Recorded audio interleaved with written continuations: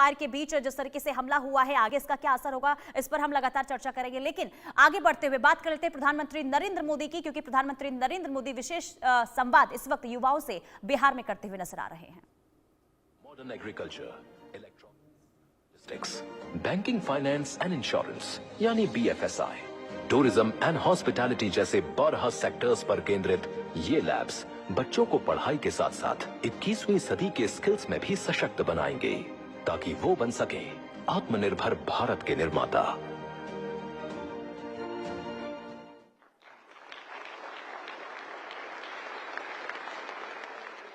और अब प्रस्तुत है बिहार राज्य में शिक्षा के संबंध में केंद्र सरकार की ओर से की गई पहल पर आधारित ये लघु फिल्म।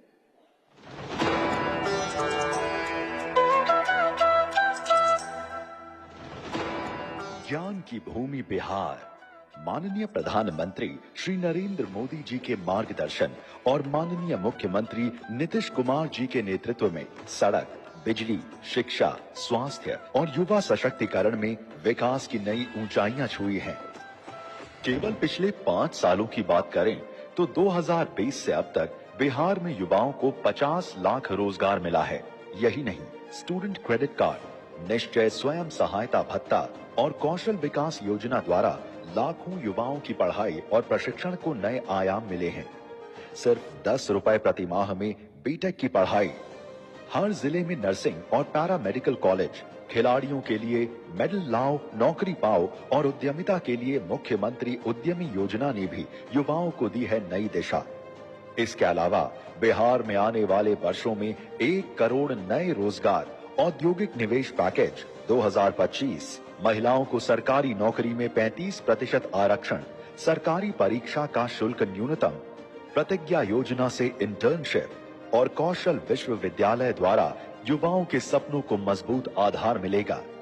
इसी कड़ी में आज माननीय प्रधानमंत्री श्री नरेंद्र मोदी जी बिहार की उच्च शिक्षा को देने जा रहे हैं नई उड़ान। प्रधानमंत्री उच्चतर शिक्षा अभियान PM ऊषा के तहत राज्य को मिल रही है 387 करोड़ रुपए की ऐतिहासिक सौगात। जब बिहार आगे बढ़ेगा तभी देश आगे बढ़ेगा,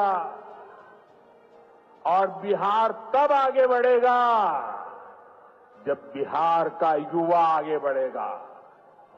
हमारा संकल्प है